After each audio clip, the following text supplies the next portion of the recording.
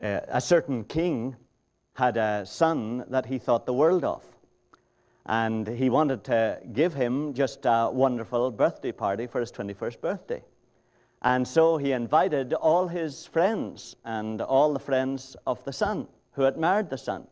And he brought them all to this massive party in this beautiful castle in which he lived. And everybody came, and they all had all kinds of presents with them. And they started the meal and had a great banquet and completed the banquet. And then the real purpose of the party began, because that was when they were to express their love and their affection for especially the son of the man who was having the birthday party. And at that very moment, everybody turned to each other and they started to exchange presents.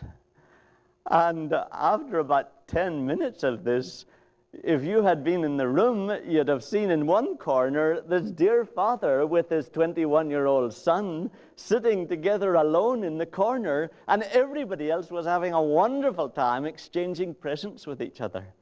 And no one was giving any presents to the son whose birthday it was.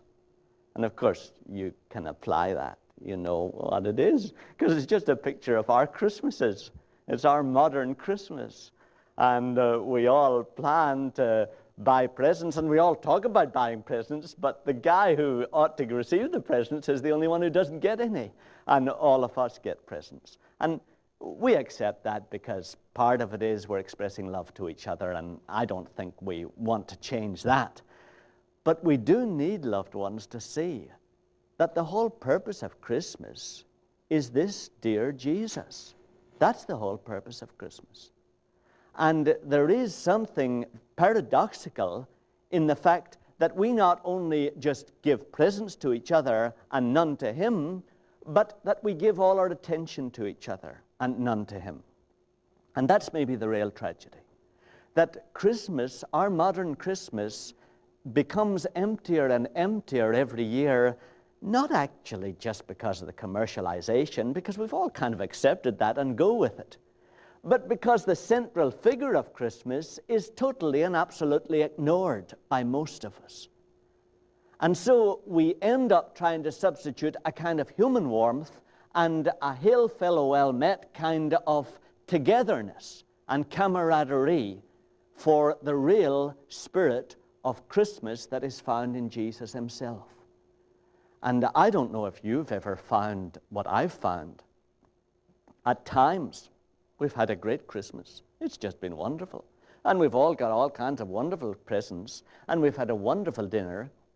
Everything has gone great. But it's a bit like the morning after the night before.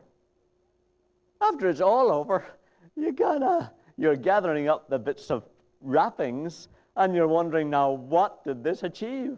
Or what was it all in aid of? And of course, most of us try to console ourselves by saying, well, it is a little bit of the morning after the night before, and after all, if you're a mature grown adult, you'd know that this is what happens after all the fun is over.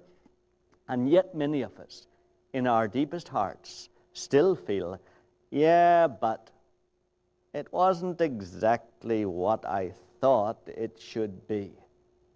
And even if we've gone to the Messiah, or we've gone to Scrooge, or we've gone to all kinds of things to try to make it exciting, yet we miss something of what we think Christmas should be.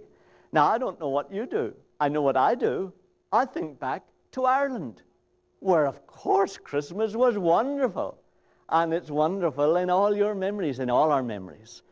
Christmas is wonderful because the memory has the ability to filter out the unpleasant things. And so the memory always sees the thing as more perfect than it really was. But many of us tend to do that. We look back and we say, oh, the old Christmases. I'll tell you, in England, we used to look back and say, oh, the old Christmases was when there was snow on the ground, because all our Christmas cards in England is to have snow. But we rarely have snow in England at Christmas time. So we would look back to those Christmas card days and say, oh, then it was really Christmas. Now, loved ones, it may well be that it isn't that our mums and dads are no longer alive. It isn't that our family home is no longer ours. It may well be that it isn't because the times have become so commercialized. It may well be that it isn't because so many things have become insecure in our world. It may simply be that you and I are behaving like the people at that birthday party. That it is us who have taken our attention off the one who makes Christmas Christmas.